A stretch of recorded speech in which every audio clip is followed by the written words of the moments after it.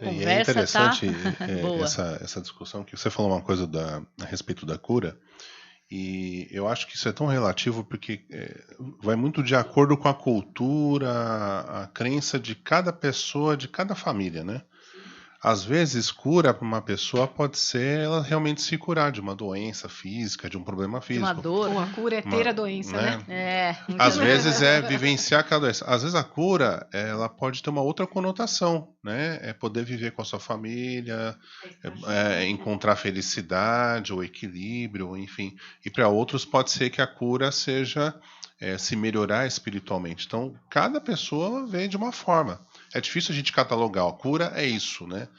E o processo de cura talvez é um processo muito mais lento, muito mais demorado do que a gente possa imaginar, né? Envolve transformação, envolve mudanças, né?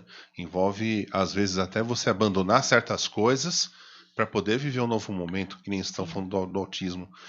Eu fico imaginando até uma pergunta que eu gostaria de fazer para vocês.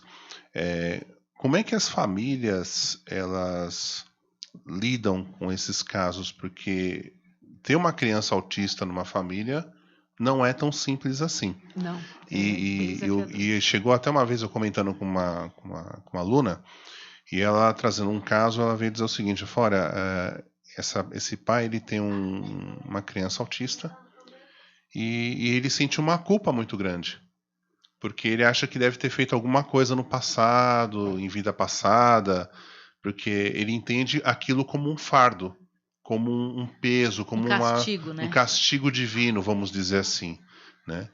E eu acho que deve ter outros pais que devem também ter algum pensamento, alguma ideia em relação a isso. Então, como é que vocês, no contato com os pais, na experiência, o que vocês identificam e o que vocês conseguem transmitir para esses pais? Eu vou exemplificar para poder trazer a resposta para você. Dentro desse nosso grupo de acolhimento, a gente tem pais, homens, que nós brincamos e chamamos eles de espiões, porque são poucos, né? E nós brincamos, falamos, hoje vem espião, né? Por quê? Porque na nossa perspectiva terapêutica, quando você se depara com algo que você não conhece, ou você se abre totalmente para a experiência, ou você guarda na gaveta, né? Então, existem pessoas que guardam na gaveta por muito tempo. E existem pessoas que decidem fazer a faxina em si mesma, né? A culpa, eu te diria, que é um dos 1 milhão de possibilidades, né, que estes pais sentem. É uma das possibilidades, né? Não vem só a culpa, vem a impotência, né, de não poder tirar com a mão aquela dor, né, aquela dúvida, aquele ressentimento, não só consigo mesmo, mas com a própria sociedade.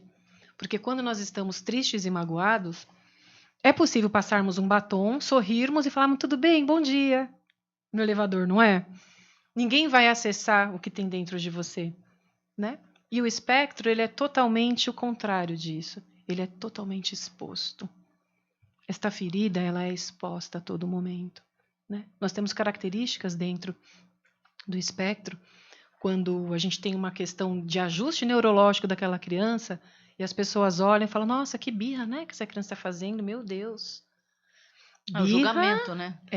Falta de educação. que falta de educação essa Os mãe, pelo amor de Deus, não. recebem, né? Está se jogando no Se chão. joga no chão. É. Esse pai não sabe da educação. Gente, quando você pega os relatos, né, Lu? Que a gente pega esses relatos, é impressionante o que eles passam e o quanto eles são julgados enquanto pais. Né? Fisiologicamente. E, né, Lu, vamos falar pela própria família. Sim. Fisiologicamente é um ajuste neuronal para ele se adequar espacialmente aonde ele está. Falar, opa, eu sou o fulano, estou aqui agora.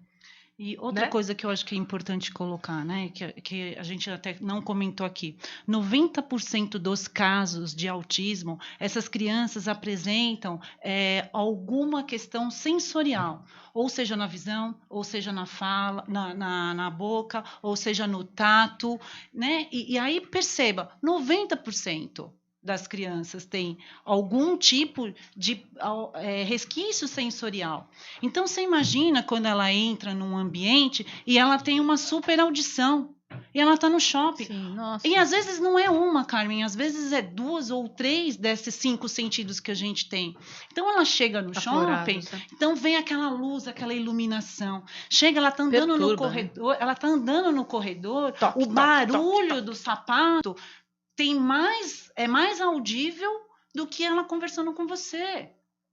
Entende? Às vezes, o barulho do chupar do canudinho, do suco, é superestimado. Né?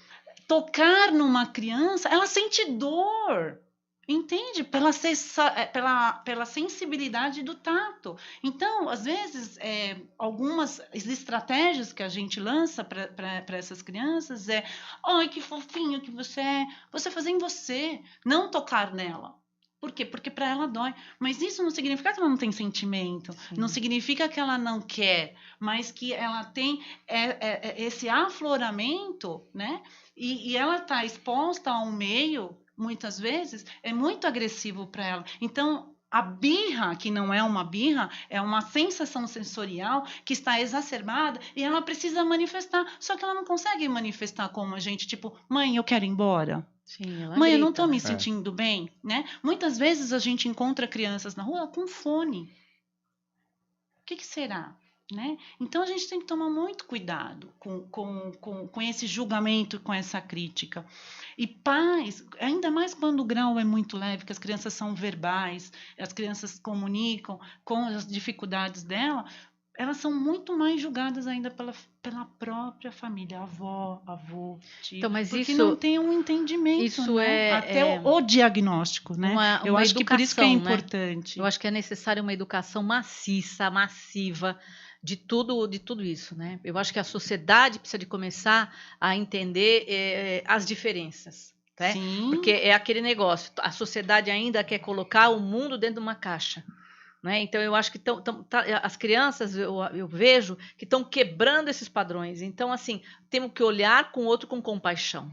Né? Eu sempre falo isso, as pessoas são religiosas, vai na igreja, vai no centro, vai não sei aonde. Só que na hora que acontece isso, no momento em que você tem que colocar à prova a tua espiritualidade, a tua fé, você julga.